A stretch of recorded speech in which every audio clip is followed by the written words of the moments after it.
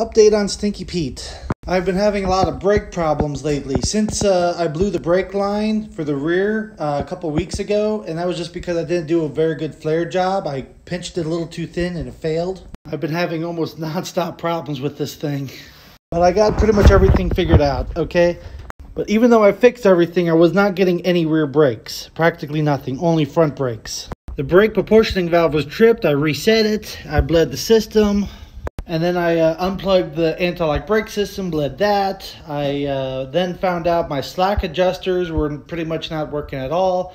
So they were so out of adjustment and wore the brake pads in a weird way. So only the bottom of the brake pads were contacting the drum and not the full brake shoe. So that was causing issues as well. And also, after I got most of the stuff figured out, my brake shutoff valve for burnouts is not working anymore. So I just got a new one to switch this out with and wire it in.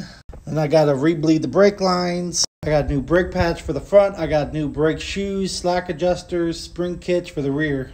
Before you take your drum brakes apart, make sure you take pictures on how it goes back together. I can't tell you how many people I know take these apart and never figure out how to put them back together. Specialty tools you'll need.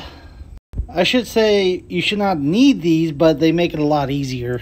They're just like having the right tools makes the job so much easier. Well, that'll explain why my e-brake has been working. That is bent. These slack adjusters I try to save, but it's just time to replace them. The rear brake shoes are done. Rear slack adjusters, springs. Already did the front brake pads. Here's the new, most people call it a line lock.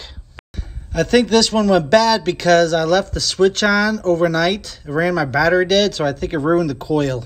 But we got a new one. For the people that don't know what a line lock is, this is the brake line coming down to my rear brakes. So what it does is shuts it off. So I only have front brakes and no rear brakes. I can't tell you how many people I see do burnouts without something like that, and they blow out their transmissions or differentials and stuff because they are fighting their brakes, just trying to spin up the tires. I got the old line lock out. I got the new one in and wired in. I still got to secure it to the fender, but the only thing left is to bleed the brakes and it should be all good. I put a new front plate on last week, and a lot of people don't know about this, but of Stinky Pete, this front license plate folds up to a step. So it's nice to stand on to work on. And my next project is going to be taking the temperature sensor out, running a radiator hose out into the radiator. So that way I have better circulation to the back of the head during burnouts.